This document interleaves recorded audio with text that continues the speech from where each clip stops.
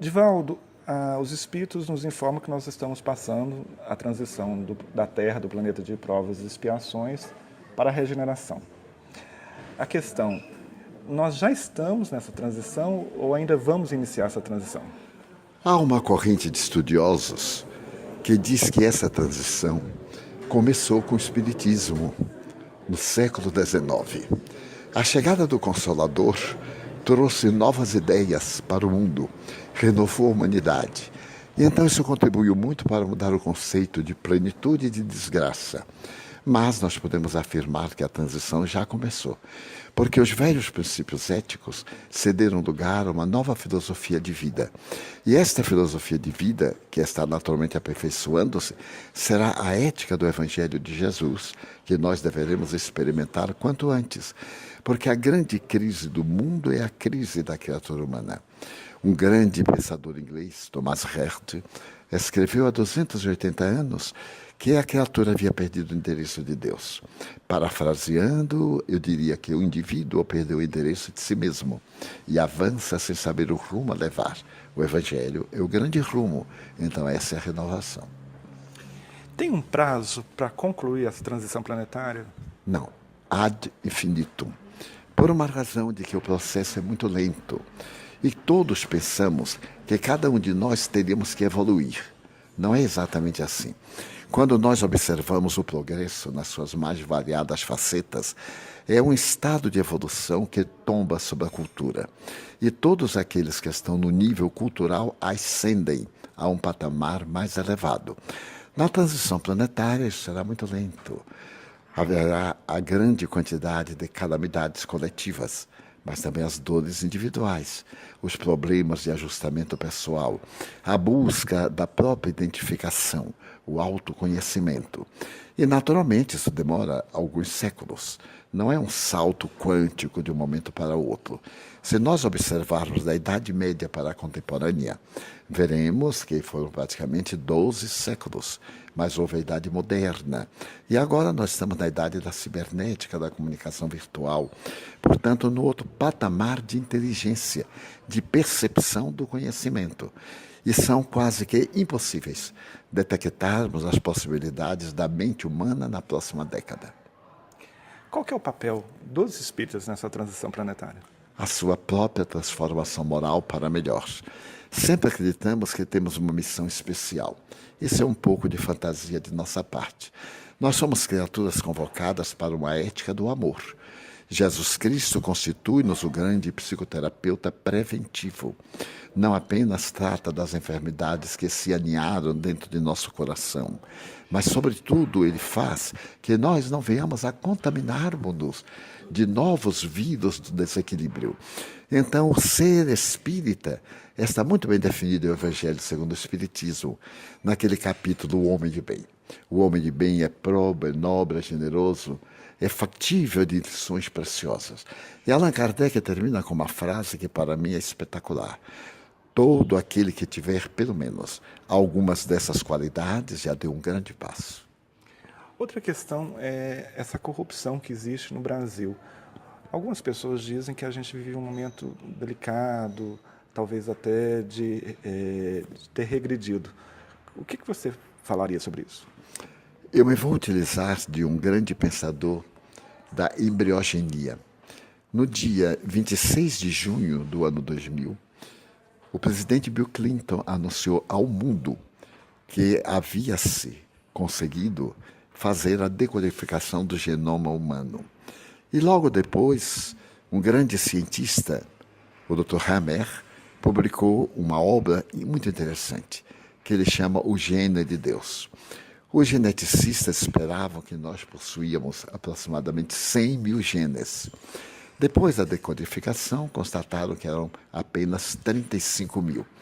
Mas o que me chamou mais a atenção é que se constatou cientificamente na embriogenia, na embriologia e na genética, que a diferença de um ser humano para um rato são apenas de 300 genes. Então eu compreendi o que acontecia em Brasília. Faltavam 300 genes. Mas então eu compreendi que não faltava somente em Brasília. É de muita criatura humana que saiu do Anthropopithecus, mas não chegou ao homem ideal, que é aquele homem cristão, portador do conhecimento, da honestidade e das percepções maiores. Nós, no Brasil, felizmente, conseguimos desmascarar o que era oficial e quase legal.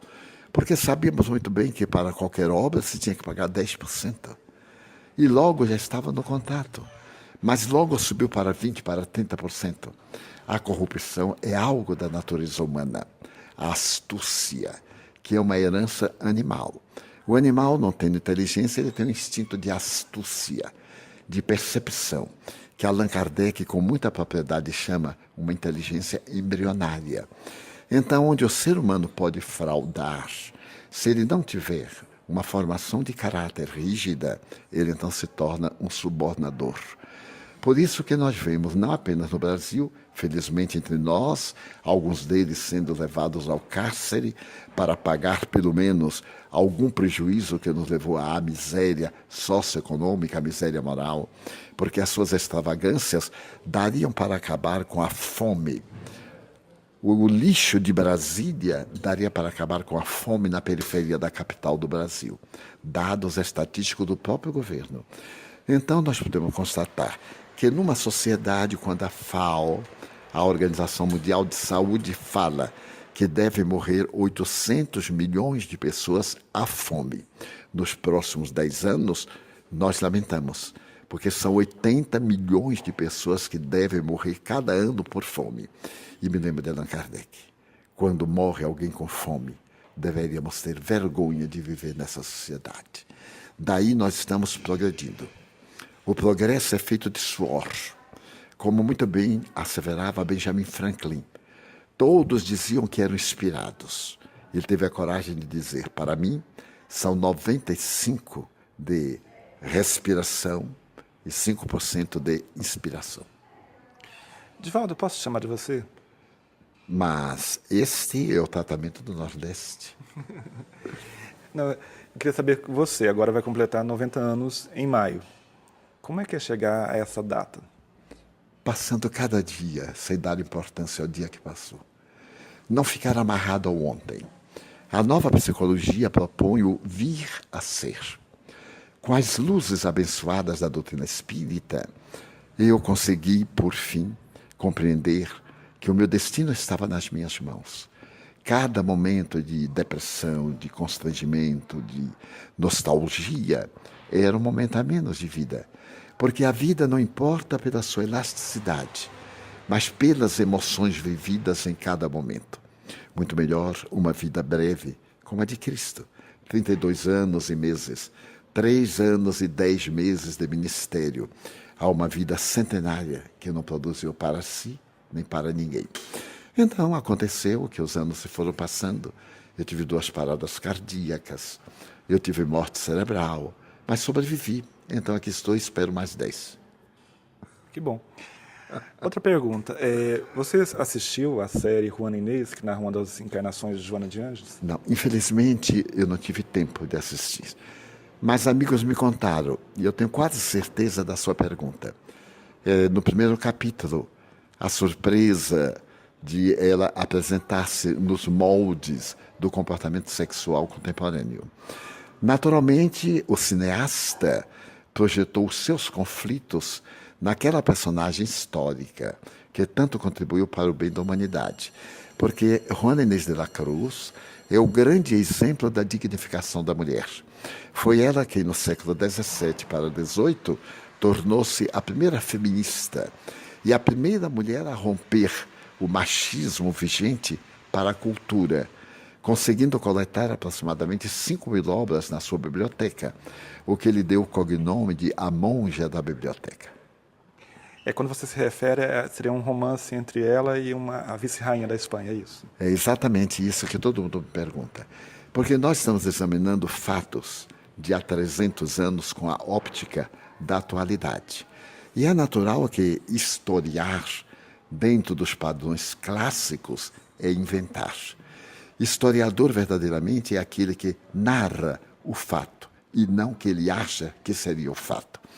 Então, conversando certa feita com um grande historiador brasileiro, que foi o crítico de uma obra notável de Will Durant, os 40 volumes da História Universal, que ele gastou 40 anos com 40 historiadores, esse amigo dizia, a obra é gigantesca, mas os fatos são narrados pela óptica moderna. Como eu poderei conceber a mulher do século XVII? Não tem um padrão. Quando eu vejo a liberalidade feminina, ela lutava para que a mulher fosse feminina, não para que fosse libertina. Então nós vemos hoje a sociedade mais libertina do que social e fraternal. Por isso mesmo, nós consideramos que os 3 grandes adversários do comportamento moderno, na palavra austera do Dr. Rolumey, são o sexismo, o consumismo e o individualismo. Uma pergunta que todas as pessoas fazem. A Joana de Anjos já reencarnou? Não, pelo menos a que vive comigo até hoje não. Porque eu continuo escrevendo com ela. Tem alguma previsão? Ela te falou alguma coisa? Todos nós voltaremos à Terra. A Terra é o abençoado planeta Zaia, a velha paixão dos gregos. E nós temos um vínculo de gratidão, porque nós saímos do limo da Terra na intimidade dos oceanos. E temos os 4 elementos básicos da alquimia, envoltos hoje no princípio espiritual, que é o ser pensante. É natural que uma entidade do quilate de Emmanuel, Bezerra de Menezes, Joana de Ângeles, reencarne-se para poder promover o progresso. E ela diz que sim, que espera poder voltar para poder crescer na direção de Deus. Para encerrarmos, o Livro dos Espíritos vai completar 160 anos esse ano, que também são 160 anos do Espiritismo. Qual a análise que você faz hoje do Livro dos Espíritos? Eu tenho um conceito que foi o primeiro que eu ouvi. Eu era muito jovem e era médium, mas não era espírita, era católico. Exercia a mediunidade, a minha maneira, como dizia Agripino Greco. Nessa oportunidade, um espírito me falou que eu deveria ler o Livro dos Espíritos.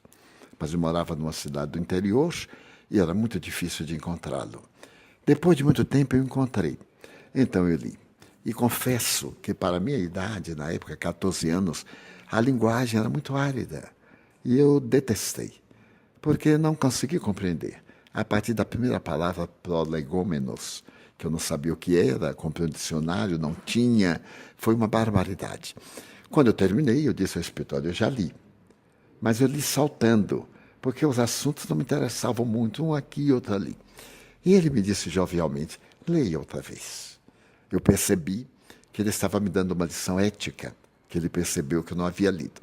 Eu então li honestamente, de capa a capa.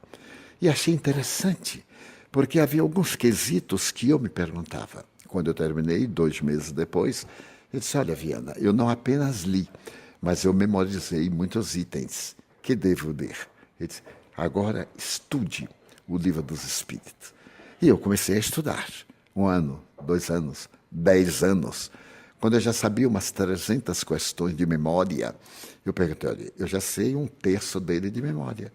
Que livro eu deveria ler?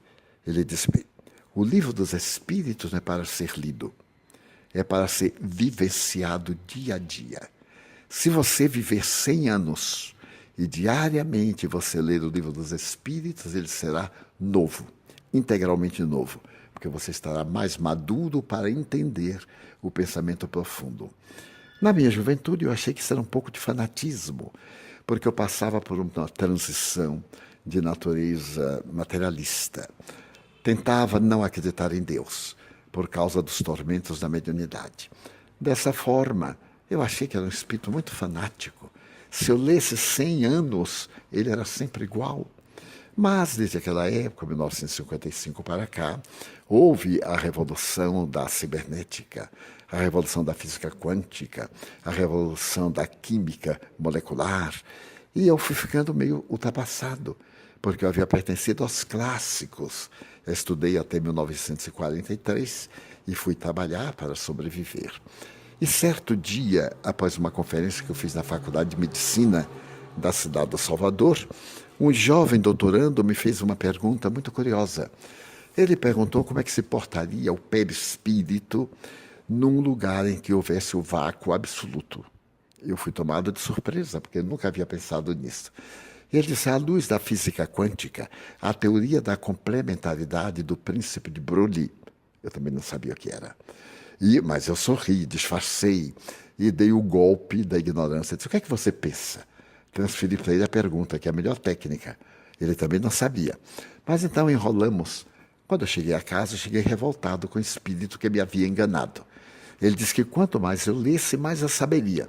E ele me apareceu. Então eu digo, mas Viana, você me enganou. Eu poderia estar estudando esse negócio de vácuo, de física quântica, e você manda ler só o livro dos espíritos? Ele disse, mas qual é o problema? Eu digo, é que Allan Kardec não cuidou disso, não tem. Ele me inquiriu, com certeza. Eu disse, com certeza. Peguei o livro, eu peguei da minha estante. Ele disse, abre na questão 540. Quando eu abri, eu me lembrei da questão 540, porque eu a tinha de memória. Tudo evolve em a natureza, desde o átomo primitivo até o arcanjo, porque o arcanjo de hoje foi o átomo de ontem, assim como o átomo de hoje será o arcanjo de amanhã. Eu disse, mas o que é que isso quer dizer?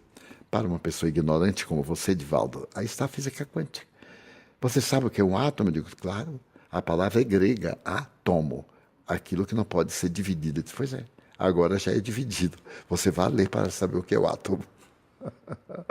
Então, o Livro dos Espíritos é a coluna mestra do organismo intelecto-moral, da ciência que abrange a filosofia, a ética e a investigação da vida. Ok, obrigado. Muito obrigado a você.